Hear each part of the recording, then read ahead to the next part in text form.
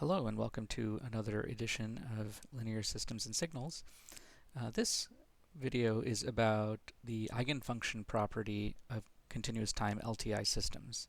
And we can also add another topic. This is also about what we might call sinusoidal response. So what does this mean, this eigenfunction property? It sounds very fancy. So let's, the important thing is to kind of dig into it.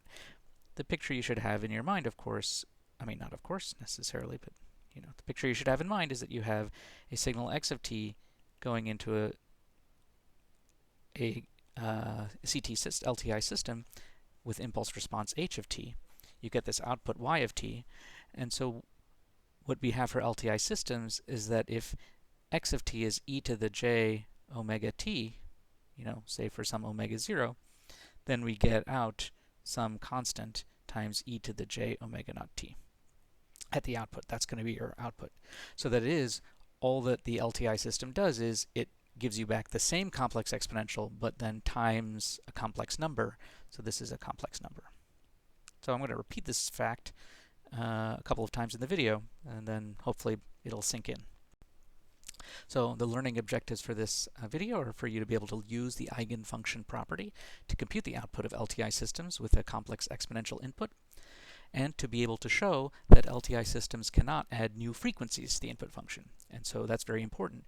When you put in a complex exponential at some frequency omega, or a cosine at some frequency omega and minus omega, you get back something at the same frequency. You can't add new frequencies, and you can't, you can't remove frequencies except for setting something equal to 0. So we saw this fact already for discrete time systems, that we saw that complex exponentials are eigenfunctions of LTI systems. I'm going to repeat this phrase over and over again. This same property holds for CT systems. So again, we're assuming that our input signal, x of t, is a complex exponential. So this is a complex exponential. And what we're going to do is we can plug this in to the convolution formula, right? So again, we have this picture. We have h, we have x coming in, x of t, and we have y of t coming out. So what we're interested in right now is this y of t. So y of t is equal to what? It's equal to the convolution of h of t, and this is h of tau, and this is x of t minus tau. So this is just the convolution. Okay, so I'm just plugging it into the convolution formula. And then what can you do? You can pull out a term, right? First off, you can pull out this e to the j omega naught t. You get it right here. Why can you pull that out? Because remember, this integral is with respect to tau, right? So we have an integral with respect to tau. So we keep all the things which have a function of tau in them. And what is that? We get our h of tau, and now we get this e to the j omega naught times minus tau. This minus tau here, it appears over here. Okay, so the question is, what is this thing? This thing over here, we're going to give this a name. We're going to give this a name, and we're going to call it capital H of j omega. Right, so what did we show here? We showed here that this thing is equal to this thing here, this y of t, which is equal to the convolution of h and e to the j omega naught t. And that's just equal to this function here evaluated at omega equals omega naught. We put that right here, and we get back again this same e to the j omega naught t that came outside, right? So what happened is we put in e to the j omega naught t, and we got back out some number times, so we got this h of j omega naught times e to the j omega naught t. So the point is that these two are the same complex exponential. And this is what we mean when we say that that complex exponentials are eigenfunctions of LTI systems. Eigenfunction means you put in the thing and you get back a scaled version of the thing. You put in a complex exponential, you get back a scaled version of that complex exponential. This this number, this thing h of j omega naught, is actually something called the CT Fourier transform, and we're going to see that a little bit later in the class. Right, so how does a system act on a complex exponential?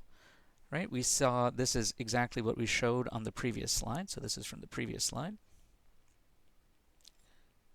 And we're looking at this, we want to know kind of what is this thing here, this function here, which we said was going to be the CTFT, but we're going to not call it that for now.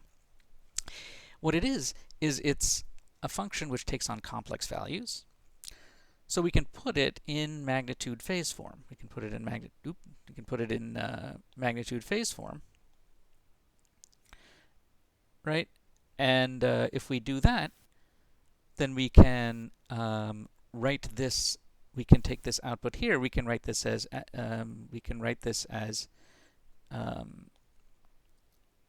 h of j omega naught times e to the j phase of h of j omega naught.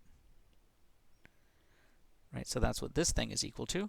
And so then when we plug it in and gather like terms, we get this expression here. Right, so what does it mean?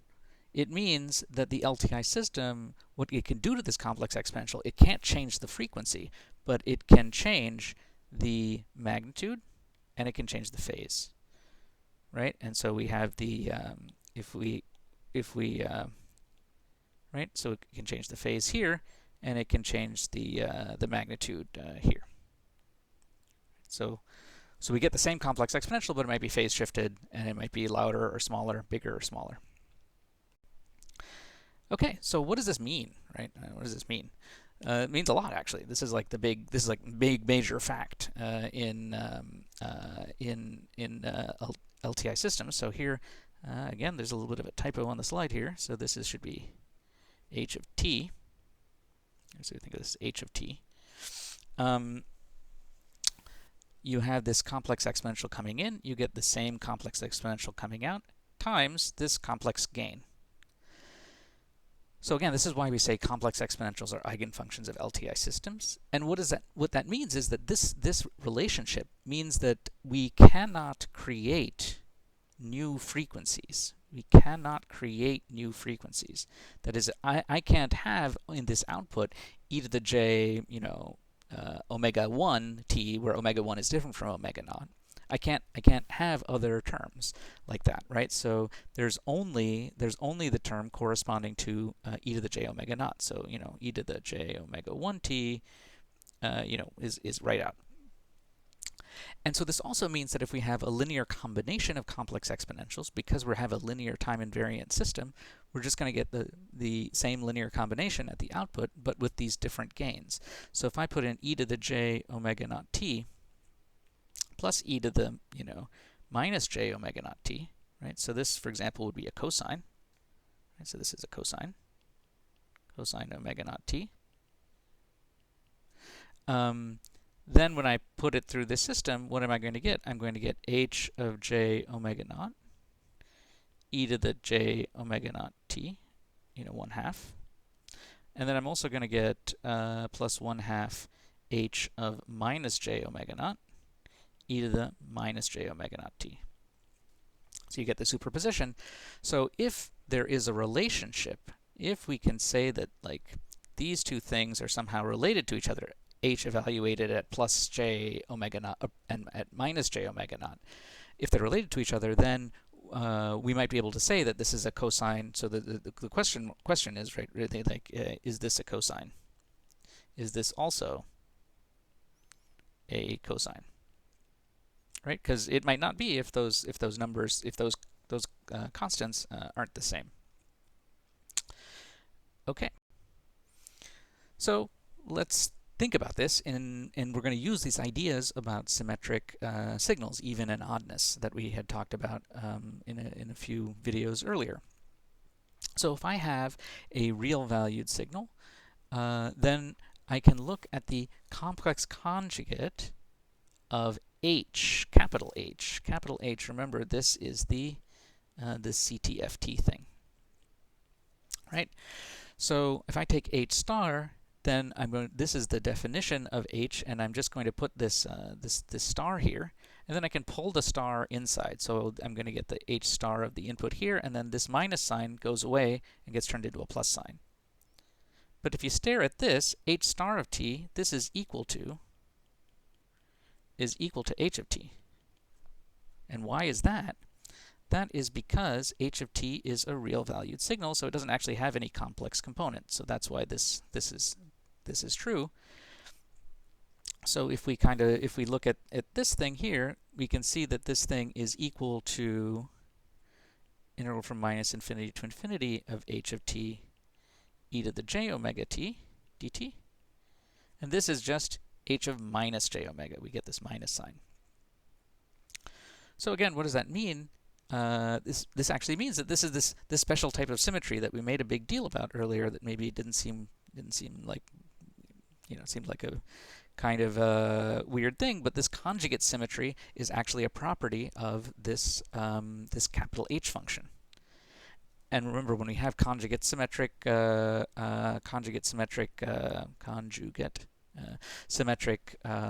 functions, we'll get that the magnitude is even and the phase is odd.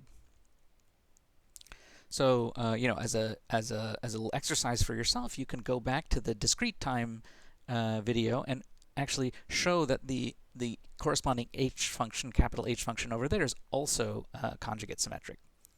So just as a pointer, why are we using capital H for this? Because it's the capital version of the lowercase h that we were using for the impulse response. Right? So capital letters are going to denote transforms, and lowercase letters are going to be like time domain functions. So the question is, can we use this evenness and oddness to get to that cosine question that we had before? So before we get to that, we should let's try and compute this h function itself and see this conjugate symmetry property. Right. So I'm going to choose a relatively a simple h. So remember, this thing is a real function.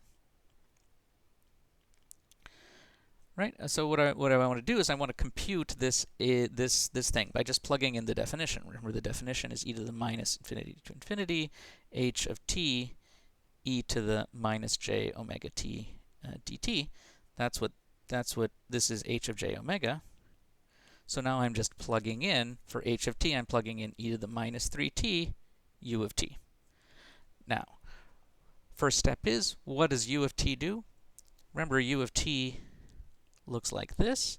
So when I put it multiplying stuff inside the integral, it's going to kill everything that is, it's going to make 0 everything that is at negative times. So that's why this u of t here is going to create this 0 in the integral here. Okay, but now this is and we can then gather these terms together, right, over here. And so now we're just integrating this this e to the something minus something t, and this is a standard integral. If you want, you can pause now and do it out yourself, but convince yourself that this is what you're going to get, 1 over 3 plus j omega. So then, what do I want to do? Like, there's a j in the denominator. That's annoying. So you're going to basically multiply by top and bottom by 3 minus j omega over 3 plus j omega times 3 minus j omega. So that's what that's equal to, right? And then when you do that, you're going to get over here. You get your 3. You get your j omega. All right, you get your 3. You get your 3. You get your j omega, right? And in the downstairs here, you're going to get 9 plus omega squared. Okay, so that's hopefully just some algebra. All right, so now the question is, what we have to do is we have to turn this into magnitude phase form. Right, and so what we have to do, we have to take the real part, to get the magnitude, we have to take the real part, 3 over 9 plus omega squared plus the imaginary part, which is minus omega over 9 plus omega squared squared, right? And then we have to take the square root of that, so I'm going to put that to the 1/2, right? And so this thing, so remember, this is going to be the magnitude. So what are we going to get? We're going to get 9 plus omega squared over 9 plus omega squared squared to the 1/2. So this thing, you're going to cancel this term and this thing, and then you're going to get square root. What you're going to get in the end is this square root 1 over 9 omega squared. So that's the magnitude. And if I want the phase, I'm going to take the tangent inverse of the imaginary part divided by the real part. So I'm going to get tangent inverse of, so this is actually, this is tan inverse of minus omega over 3. The minus sign is coming from here. And then we pull the minus sign out to get this this minus j. So that's your phase shift. So your phase is here.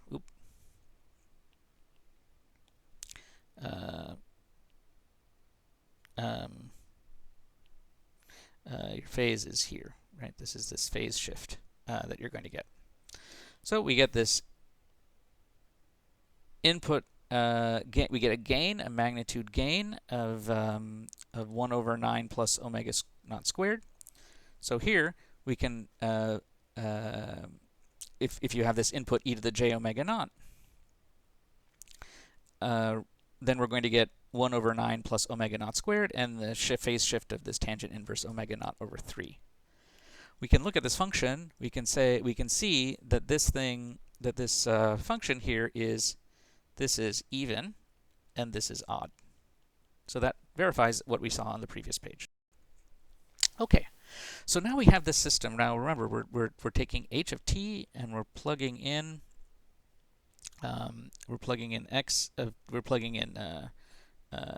cosine 6 pi t, and we want to know what comes out at the output.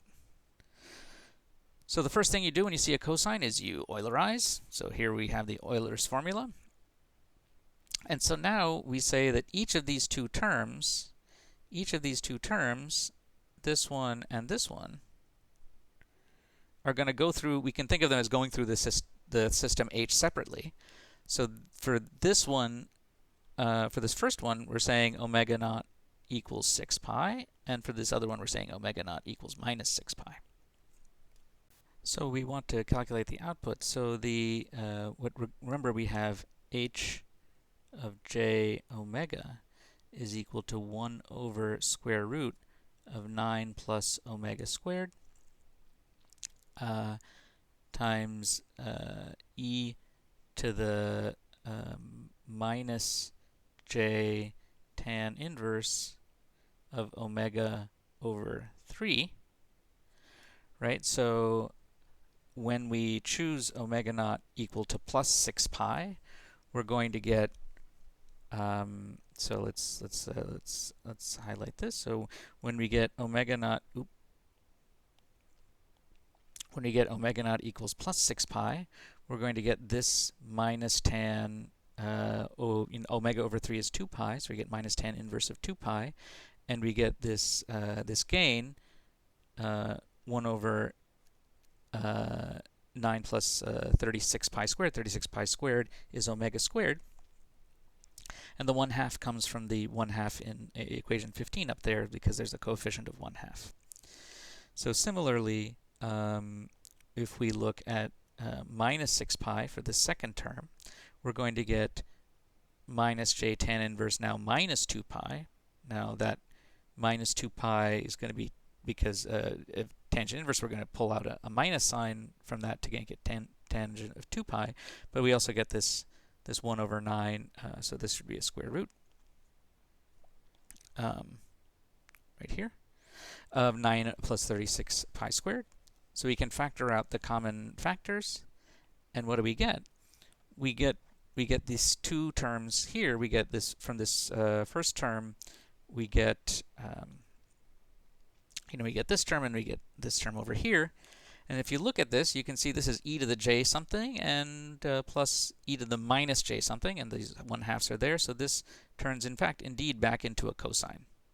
And we have this gain. So here we have a, important to notice, right? We have a magnitude shift and we have a phase shift, right? So maybe we should call that phase shift, right? So here we're saying this is a magnitude and this is a phase shift. But the important thing to notice is that this cosine 6 pi t, this is a cosine at the same frequency as the input, right? And that's exactly what this eigenfunction property means. It means that this thing is going to be at the output is going to be c times cosine 6 pi t, right? So what we're getting is that we get a, or rather we're going to get, maybe a better way to put it is we're going to get, c times cosine 6 pi t minus theta. And so we're going to get, this is the phase shift, and then this is the gain. So we get a cosine back out at the same frequency, but it might be louder or softer, and it might be slightly phase shifted. That's the meaning. Okay, so if I, generally speaking, if I put in just a cosine at some frequency, we can just do all of this algebra that I did before, but we do it in, full generality. And then you can see that you're going to get exactly, again, this, this magnitude change in the cosine, and you're going to get a phase shift in the cosine. And this is called, in some textbooks and other places, this is called the sinusoidal response of the system, because you put in a sinusoid and you get out a same frequency sinusoid, but with a different gain and a different phase. So I recommend, as a little exercise for yourself, try and figure out what happens when you put sine of omega t in and do the same derivation. And I think if you do that and write it out in your own hand, you will understand better. If you can understand line by line how you go line by line, you will understand what's going on here a lot better than just listening to me do it on a screen. So after you do that, you can try doing a couple problems. And so, you can make up lots of problems for yourself. You can just pick any cosine or sum of cosines. You can pick any h of t you like. And so here are a couple combinations, and I encourage you to make up some on your own. Get a little bit of facility practicing with this, because this sinusoidal response, this idea that you put in a periodic signal, I mean a cosine or a sine or a complex exponential at some frequency, that you get back out this a sinusoid or a complex exponential at the same frequency. There are no new frequencies. There's just exactly the same frequencies that you put in. You get those same frequencies coming out, but they might be louder or softer and phase shifted. This is one of the biggest, most central insights in linear time invariant systems, and this is why we study linear time invariant systems.